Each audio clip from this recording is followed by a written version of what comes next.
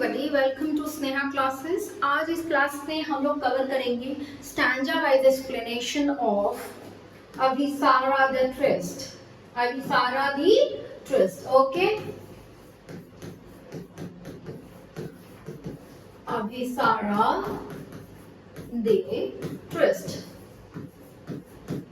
आपको पता है ये पोएम जो है 11 ISC के लिए बहुत ही इम्पोर्टेंट है। प्रीवियस वीडियो में मैंने अभिसारा द ट्रिस्ट का सेटिंग को डिस्क्राइब किया है। अबाउट द पोएम हम लोगों ने पढ़ा, हमारे पोएट के बारे में पढ़ा।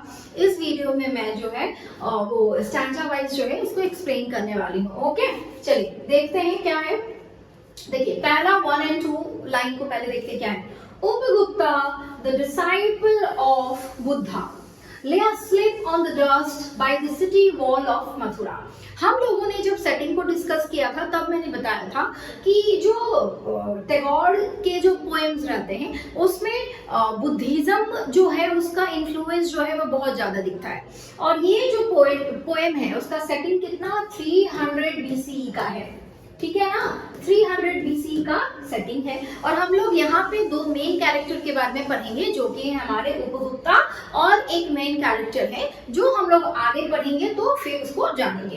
देखिए Upagupta the disciple of Buddha lay asleep on the dust by the city wall of Mathura. ये पोएम जो है टैगोर जी ने एक स्टोरी वर्स में लिखा हुआ है, ठीक है ना। इसका कोई राइमिंग पैटर्न नहीं है, एक स्टोरी वर्स में इन्होंने लिखा हुआ है। तो Upagupta the disciple of Buddha lay asleep on the dust by the city wall of Mathura. Upagupta कौन है? डिसाइपल है किसके? बुद्धा के, है ना। तो कहाँ पे सोए हुए हैं? lay asleep on the dust, है ना, on the dust by the city wall। on the dust by the city wall का मतलब है कि मथुरा सिटी के रास्ते पर, जो रास्ता जो है वो क्या चीज से भरा भरा हुआ है? धूल मिट्टी से भरा भरा हुआ है। और वहां पे जो है उपगुप्ता लेटे हुए हैं। इस चीज से lay asleep on the dust by the city wall of Mathura, यहाँ से डस्ट, ये डस्ट का रेफर करके हमको टैगोर जी जो है उपगुप्ता के बारे में एक और इंफॉर्मेशन देना चाहते हैं। क्या पता है? दैट उपगुप्ता इज एन एस्केटिक पर्सन, है ना। क्या है? धूल मिट्टी में कौन सोता है? नॉर्मल इंसान तो नहीं सोएगा, है ना। कौन सोता है? जिसको प्लेजर, जिसको लग्जरियस लाइफ से कोई लेना देना नहीं है, जो एक रोड को, जो कि धूल भरी हुई है, उस रोड को ही अपना बेड मान ले, है ना, उसको उसी पे आराम आए, है ना। तो इसीलिए इन्होंने यहाँ पे क्या बोला है? Dust by the city wall of Mathura. Okay, और इस यहाँ पे कौन सी सिटी के बारे में बात हो रहा है? मथुरा। आपको पता है मथुरा कहाँ है? यूपी में पड़ता है। देखिए, so the poem tryst Abhisara the Trist begins in a straightforward manner, presenting the readers with a story. Obviously, एक story verse में लिखा गया है। It's the story of Upagupta, an ancient Buddhist monk who lived in 300 BCE. On dark night, he was lying asleep on the dusty road by the boundary wall of Mathura city. Okay, a city in Uttar Pradesh in India. We already know that. And it was mid monsoon in August. Okay, अब मैंने जब poem की setting के बारे में आपको बताया था तब मैंने डिस्कस कर दिया था कि अभिसारा द ट्रिस्ट में हम लोग दो सेटिंग को देखने वाले हैं। दो सेटिंग का क्या मतलब है? देखिए इसमें दो रिफ्लेक्शन दिखेगा, दो मीटिंग हम लोगों को दिखेगी। एक मीटिंग दिखेगी इन द मंथ ऑफ अगस्त और दूसरी मीटिंग हम लोग को दिखेगी in the month of April. Clear है ना। और क्यों ऐसा? मतलब देखिए दोनों अगस्त एंड अप्रैल दोनों अपोजिट मंथ्स है। August is known for like rainy season, rainy है अगस्त, एंड अप्रैल जो है वो क्या है? स्प्रिंग रहता है, आगमन रहता है स्प्रिंग का, है ना। तो it was mid monsoon in August and the stars were not visible due to the cloudy murky sky and the entire city was asleep। हाँ, और ये जो है हम यहाँ पे पहला दो लाइन में ये देखें कि उपगुप्ता जो है वो क्या है? मथुरा के एक धूल भरी रोड पे जो है वो लेटे हुए हैं।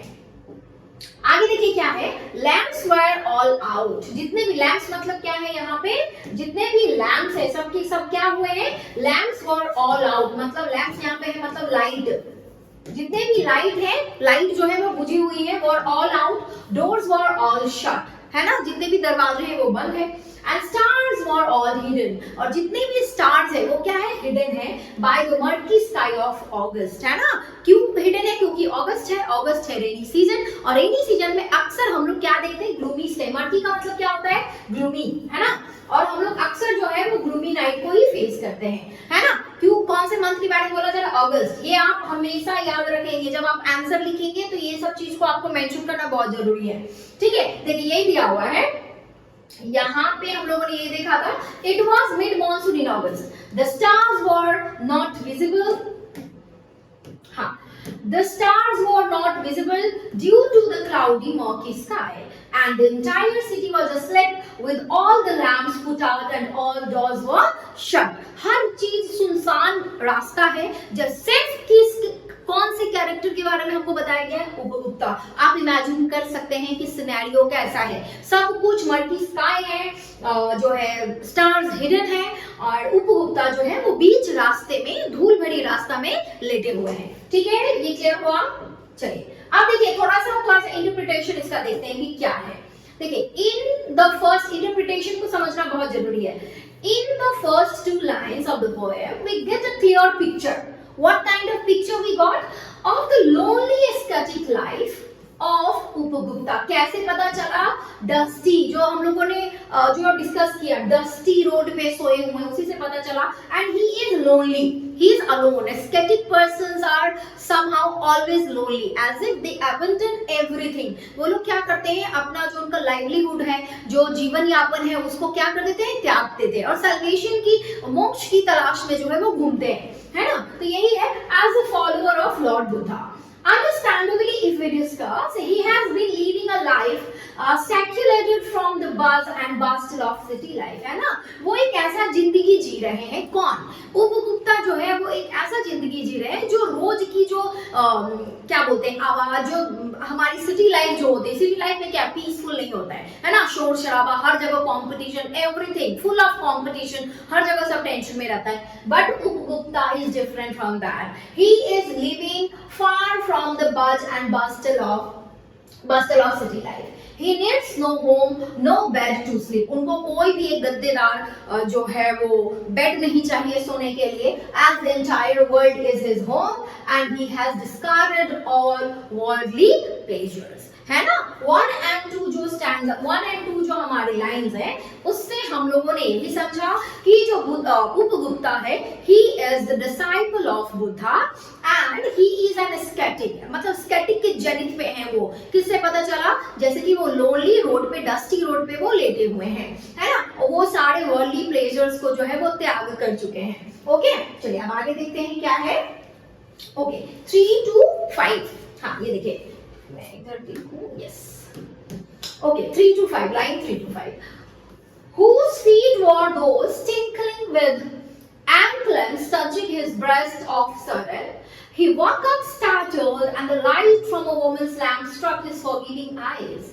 It was Vasavadatta, the dancing girl, stirred with jewels, clouded with a pale blue mantle, drunk with the wine of her youth. Yes, now the story is more revealing here. यहाँ पे जो स्टोरी है, जो हमारे poet है, वो तो कुछ रिवील कर रहे हैं हमारे पास, रिवील भी कर रहे हैं, कुछ क्यूरियोसिटी भी देंगे। देखिए क्या है। Whose feet were those tinkling with the anklets? Whose feet, मतलब किसका था, किसका था वो पाँव, किस चीज के साथ, जिससे आवाज आ रही थी, टिंकलिंग आवाज आ रही थी, क्या चीज का? एंकलेट्स का। किस चीज का? पायल का। लड़कियां जो पायल पहनती हैं हम लोग, उनका। टचिंग हिज ब्रेस्ट, हिज कौन है यहाँ पे? उपगुप्ता, है ना। कौन है जिसकी पायल की आवाज आ रही है और वो सडनली जो है वो टकराती है, किससे? उपगुप्ता से। Breast of a sudden, he walk up startled, कौन? उपगुप्ता जो है वो सडनली उठते हैं, शॉक्ड हो जाते हैं। And the light from a woman's lamp struck his forgiving eyes, और जो लाइट वासवदत्ता जो लेडी है, अभी रिवील नहीं किया गया, यहाँ तक रिवील नहीं हुआ है, जो लेडी जो है वो लाइट लैंप लेके जो खड़ी है, वो जैसे ही झुकती है देखने के लिए, तो उनके जो लैंप का जो लाइट है वो कहाँ जाता है? वासवदत्ता के forgiving eyes. Yes, now forgiving eyes का क्या मतलब है? Very important. फॉरगिविंग आईज का मतलब है a little bit calmness, a little bit care, compassionate, okay, in his eyes, as if we already know कि अगर आप किसी से सडनली टकराते हैं तो we expect that person will be angered to us, हमारे से वो गुस्सा होंगे, लेकिन यहाँ पे ऐसा नहीं हुआ। Lamb struck his forgiving eyes, है ना। forgiving eyes मतलब उसकी आंखों में गुस्सा तो बिल्कुल भी नहीं थी, किनकी आंखों में? उपगुप्ता की आंखों में। It was Vasavadatta, who? It was Vasavadatta, the dancing girl, वो लेडी कौन रहती है? वासवदत्ता रहती है। कौन रहती है वो? एक डांसिंग गर्ल रहती है। पहले के समय में आपको पता है बहुत सारे राजा जो है वो अपने कोर्ट्स में बहुत सारे डांसिंग गर्ल्स को रखते हैं, अपने एंटरटेनमेंट्स के लिए वो लोग रखते थे। So started with the jewels. Now she is full of jewellery, clouded with a pale blue mantle, wearing a blue color sari, drunk with the wine of her youth, and she is on her zenith point of her youthness. वो एकदम अपने youth के zenith point पे है। मतलब she is so beautiful, she is so extremely beautiful, so attractive she was looking. Okay, so this is the description of Vasavadatta. Okay, देखिए, okay, let's discuss these lines. Okay, see what is written and see. While Upagupta was in sleep, all of a sudden, someone's feet touched his chest. The ringing sound, tinkling of anklets on those feet made it clear that it was a woman. Obvious, with the help of anklet, we came to know that it was, first of all, it was a woman who stumbled upon the body of sleeping Upagupta. However, Upagupta woke up abruptly, being startled by the knock. He saw that it was a woman carrying a lamp in her hand. By the words forgiving eyes, the poet highlights the merciful calmness in the monk eyes. Yes, I told you before that forgiving eyes refers to the merciful eyes of Upagupta, as if Upagupta was not that much angry with Vasavadatta. Okay, now see what is written here. Okay, let's see the interpretation. Okay, the woman was Vasavadatta, the famous dancing girl of Mathura. Okay, why poet has chosen this Mathura city? We already know Mathura is famous for a Radha Krishna love story, and Mathura is a very a sacred city, and we know Mathura is famous for the love story of Lord Krishna and Radha. Right now, so in this poem we are again discussing what? A pure kind of love, not that lusty love, but the compassion, but the caring with the true care. Okay, so she was well known for her beauty. Who we are talking about? Vasavadatta, as well as for her dance. She was wearing a light blue cloth and shining with jewelry. Her youthful beauty was so fascinating that the poet says she was drunk with the wine of her youth. It may also indicate that Vasavadatta was proud of her youth and appearance. Yes, I can say that in a little bit, not that much, but we get a kind of hint that Vasavadatta is a little bit having that proud, as if she is so beautiful, she is so famous, so she must have that proud in her.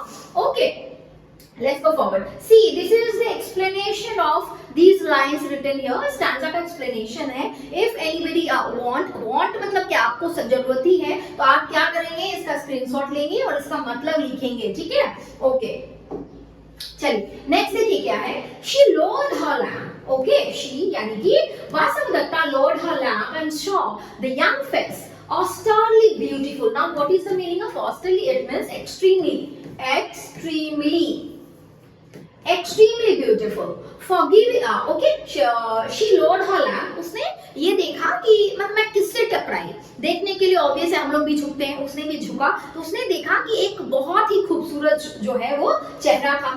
Forgive me, young ascetic, said the woman. Vasavadatta क्या बोलती है? माफी मांगती है. किससे? उपगुप्ता से, कि मुझे माफ कर दीजिए. Graciously come to my house, और मतलब आप अपने मन से अच्छे से मेरे घर आइए.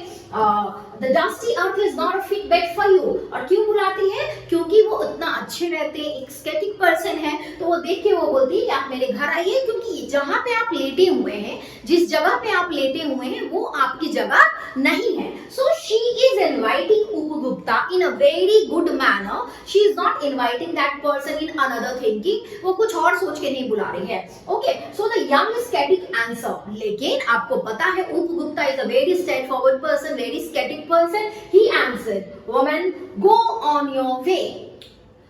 When the time is right, I will come to you. उपगुप्ता क्या बोलते हैं कि तुम अभी जहां जा रही थी वहां जाओ. अभी मेरा तुम्हारे पास आने का समय नहीं हुआ है. जब समय हो जाएगा मैं तुम्हारे पास आ जाऊंगा. यहाँ पे राइट का क्या मतलब है? राइट का मतलब है राइट टाइम. क्या है? Right time. Okay, right time I will come to you. Okay, now see what I am explaining to you. जो मैं explain कर रही हूँ यही चीज यहाँ पे लिखा हुआ है. Upon lowering the lamp in her hand, Vasavadatta saw the face of Upagupta, the hermit, and she was impressed by his austerity, soberness, gentleness of the man. Soberness का मतलब क्या होता है? Gentleness. Okay, of the man. She asked for his forgiveness for the tripping over his body and also politely invited him to her house. Okay, one more thing. If अगर वासवदत्ता ने ये बोला होता that the earth is not for you, not a bed, fit bed for you, लेकिन यहाँ पे वासवदत्ता ने भी एक dusty का इस्तेमाल किया है. इससे we get to know that she is having थोड़ा बहुत what? Pride. समझ रहे बात? ये dusty earth is not a fit bed for you, and she's inviting me. She is telling in a indirect way that I am having a good house, I am having a very good bed where you can be comfortably sleep. आप वहाँ पे जाके सो सकते हैं, So in this manner we can see that Vasavadatta is having little bit what? Pride in herself. Okay. See, let's go. And Upagupta told Vasavadatta to return to her house and promised to meet her only when the right time would come. Okay. See. Suddenly the black knight showed its teeth in a flash of lightning. Okay? Suddenly क्या हुआ? Environment जो है वो change हो गया. Atmosphere जो वातावरण है पूरा जो है वो बदल गया. क्या होने लगा? Night बादल कड़कने, मतलब क्या? बिजली कड़कने लगी, आवाजें आने लगी. Showed her teeth. यहाँ पे teeth सोने का मतलब क्या है? Personification. है ना? क्या है ये है आपका पर्सोनिफिकेशन. पर्सोनिफिकेशन क्या होता है? जब कभी भी किसी नॉन लिविंग थिंग को अगर ह्यूमन ट्रेट दिया जाता है तो उसको हम लोग क्या बोलते हैं? उसको बोलते हैं personification. It is a type of figure of speech. Okay. ठीक. In a flash of lightning the storm growl over the corner of the sky. और तूफान मतलब हवा बहुत तेज चलने लगी. and the woman trembled. Vasavadatta डर गई. किससे? मतलब वही आवाज से वो डर गई. and yes 9 10 11 to 16. ओके. अब वो जो है वासवदत्ता डर गई. उसके बाद वो वहां से निकल गई, वहां से चली गई. So seemingly the hurried flight back home without wasting her more time. मतलब वो बिना टाइम वेस्ट किए हुए है. जो उपगुप्ता ने जब बोला कि तुम अपने घर जाओ, जब समय होगा मैं तुमसे मिलने के लिए आऊंगा, तो वो बिना टाइम ज्यादा वेस्ट किए हुए वो अपने घर चली गई. ठीक है. ये हो गया हमारा फर्स्ट सेटिंग. पहला बार जो उपगुप्ता और वासवदत्ता का मिलन हुआ वो कौन से मंथ में? अगस्त के मंथ में हुआ. और यहाँ पे 9 to 10 वाले स्टैंजा में जो है ये जो फर्स्ट मीटिंग है वो एंड होती है. अब देखिए आगे बढ़िए. 11 to 16 देखते हैं. 11 to 16 में हम लोग क्या देखेंगे? देखिए. A year had not yet passed. एक साल भी नहीं बीता था. It was evening of a day in April. Yes. Now we came in the month of April. अभी हम लोग अप्रैल में आ चुके हैं.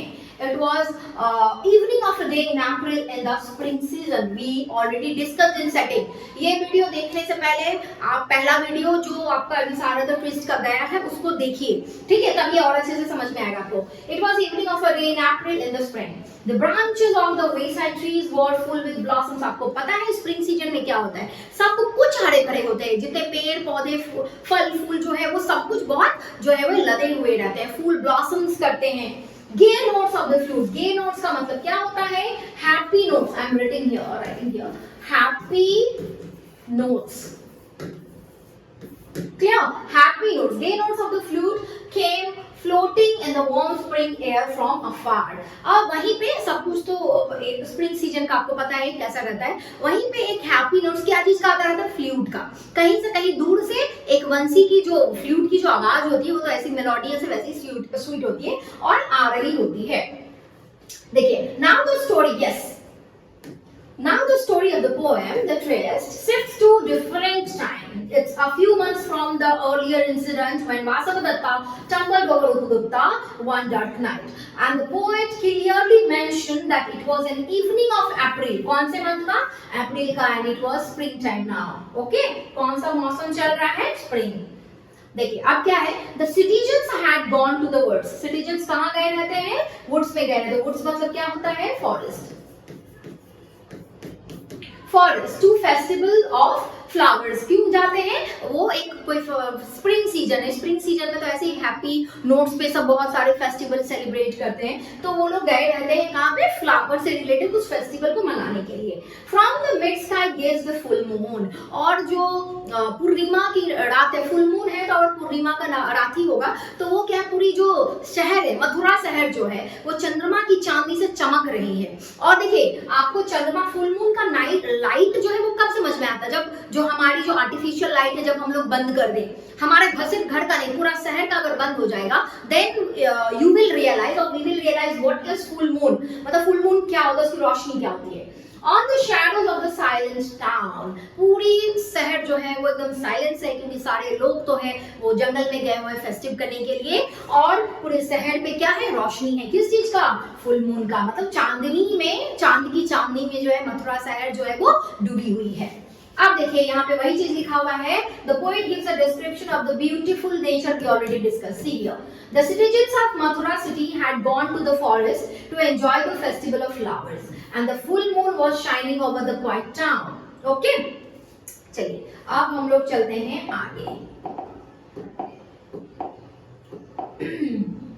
यस, अब यहां से हम लोग देखेंगे। हाँ देखिए, तो क्या हो रहा है हम लोग, यस अब देखिए, इन दैट मूनलाइट, अब क्या है देखिए, अब हम लोगों ने देख लिया पूरा मथुरा शहर जो है, ये आप इमेजिनेशन में रखें, पूरा मथुरा शहर शांत है, लेकिन मथुरा शहर पे पूर्णिमा की चांद जो है उसकी रोशनी जो है वो क्या हो रही है? फैली हुई है। और सारे जो लोग हैं वहां के वो कहाँ गए हुए? जंगल में गए हुए कुछ फेस्टिवल मनाने के लिए, तो यानी कि सब कुछ शांत। Suddenly again what is happening, see The young static, again young static यानी कि उपगुप्ता is arriving। उपगुप्ता static was walking in lonely street, और दिखाया गया एक सुनसान गली पे एक young static जो है वॉक करते हुए आ रहे हैं, while forward the love sick coils uttered from the mango branches their sleepless plaint। और ये दिखता है सुनसान रास्ते पे उपगुप्ता चल के आते रहते हैं और दोनों तरफ जंगल है, और वहां पे क्या सुनाई दे रही है? कोयल की अटर। कोयल जानते हैं, एक कोयल एक पक्षी है जिसको एक बहुत ज्यादा लव सिंबल के तौर पे जो है वो मतलब पॉजिटिविटी को दिखाने के लिए, लव को दिखाने के लिए जो है वो यहाँ इसका यूज किया जाता है। हाँ, तो कॉइल्स को हम लोगों ने देखा कि कॉइल्स को जो है वो बेसिकली यूज करते हैं हम लोग, क्यों? क्योंकि as it signifies what? Positivity, love को दिखाने के लिए जो है हम लोग कॉइल का जो है इस्तेमाल किया जाता है, and that is why our poet has used this. See koels वो लोग कर क्या रहे हैं? ऑटर, वो लोग अपने में बात कर रहे हैं from the mango branches and their sleepless complaint, और अपनी कंप्लेंट जो है वो एक दूसरे से शेयर कर रहे हैं। ठीक है, वही चीज यहाँ पे लिखा हुआ है, in the moonlight. In the moonlight evening, the spring Upagupta, the static was walking on the lonely street, while the lovesick quail birds on the mango branches overhead were awake and voicing their complaints to each other. Okay, चलिए अब देखिए next क्या है। Upagupta passed through. Upagupta passed through the city gates and stood at the base of the rampart. City gates यानी कि क्या, कौन सी city का बात हो रहा है? मथुरा। मथुरा के सिटी गेट से वो पास करते हैं और क्या होता है? Stood at the base of the rampart, और एक वॉल, रैम्पेट का मतलब क्या होता है? वॉल, या मतलब जैसे मान लीजिए सिटी को सराउंड करने के लिए एक वॉल कर दिया जाता है, एंड मोस्टली पहले के समय में क्या होता था कि अपनी सिटी को, अपने जगह को अटैक्स से बचाने के लिए वॉल खड़ा कर दिया जाता था, तो रैम्पेट का मतलब क्या हुआ? Wall.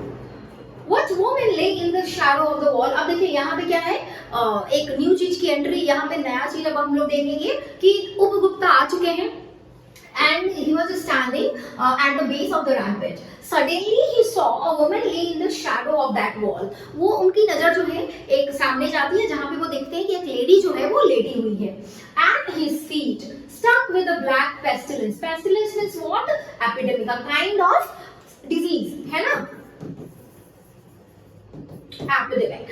Her body spotted with sores. Now what is the meaning of sores? Sores means wounds. Clear. और उसकी जो बॉडी है वो पूरे वुंड्स से भरे पड़े हुए हैं, वुंड्स मतलब हर जगह जो है उनके दाग धब्बे हैं। And हरीडली driven away from the town, एक लेडी वहां पे सोई रहती है जो एक बीमारी से ग्रस्त रहती है, और उसको क्या कर दिया गया रहता है, उसको शहर से निकाल दिया गया रहता है। क्यों? क्योंकि उसको एक एपिडेमिक, एक बीमारी रहती है जो फैलने के डर से जो है वो उसको निकाल दिया गया रहता है। देखिए, now a skeptic sat by her side. Yes. हाँ, skeptic sat by her side taking her head on his knees. स्केटिक यानी कि उपगुप्ता जाते हैं और उसके सर को उठाते हैं और अपने नीज पे रखते हैं। ऐसे देखिए, ये स्केटिक टेकिंग हर नीज, ये क्या है, ये एक मैंडेटरी वर्क है, एक क्या है, मैंडेटरी वर्क है of an ascetic person, as if ascetic person usually thought that if somebody is in problem, they thought it is their duty to give their compassion to them. So the ascetic sat by her side, taking her head on his knees and moistened her lips with water. उसके होठ जो है पूरे सूखे हुए रहते हैं, क्योंकि निकाल दिया गया है तो कुछ खाई पी नहीं होंगी, तो उनका जो है वो लिप्स सूखा हुआ रहता है। and smeared her body with balm, है ना, और उनके बॉडी पे क्या लगाते हैं, बाम लगाते हैं। आप देखिए क्या है, who are you merciful one, तो वो लेडी जो है, जो लेटी हुई है, वो क्वेश्चन करती है कि आप कौन हैं, आस्क द वुमन, यानी कि पूछती है वो। And the time at last has come to visit you and I am here Vasavadatta. So this is a revelation for us as well. यहाँ पे रिविलेशन दो लोगों के लिए, एक तो रीडर्स के लिए है और एक वासवदत्ता के लिए है। किस चीज, कैसे? क्योंकि जब हम लोगों ने फर्स्ट मीटिंग देखा था तो उस समय उपगुप्ता ने बोला था, you go to your way, when the time will ripe, I will come to you. Now you can see the time has come. That lady laying at the base of the rampart was none other than Vasavdatta. Okay, so she was in her critical situation and the person whom he wanted to meet, so the person has come in front of him. Okay, that person is obvious, Upagupta. So the time at last has come to visit you and I am here. And Vasavdatta, वो lady कौन रहती है, Vasavadatta, replied the young skeptic. Okay, so उपगुप्ता बोलते हैं, तो वासवदत्ता, समय आ गया है मेरा तुमसे मिलने का, और देखो मैं यहाँ हूँ। Okay, so and skeptic replied there. यहाँ पे देखिए, However, the woman was surprised and wanted to know who the merciful man was. And the monk replied that the time had finally come to visit her and that is why he was there. Here, Upagupta addressed the woman as Vasavdatta. Upagupta ने पहचान लिया that woman was Vasavdatta, which indicates that he recognized the woman whom he had met earlier. Yes. Thus, in return to Vasavdatta's display of love and kindness, one day, Upagupta shows his selfless love and compassion to the girl when she needs it the most. Now, I hope you have understood why I told you that in this poem, our poet has celebrated the true beauty of nature, the true beauty of true love, the peaceful love, the caring love. Okay, so you can see Upagupta has shown his love when Vasavdatta was needed that at her nadir point. Okay, so I hope this explanation is all clear to you. Yes, so this explanation is all clear to you. Okay, if you want some more informational video, kindly comment me and tell me which kind of video you want. Okay, so till then stay with my channel. Thank you so much.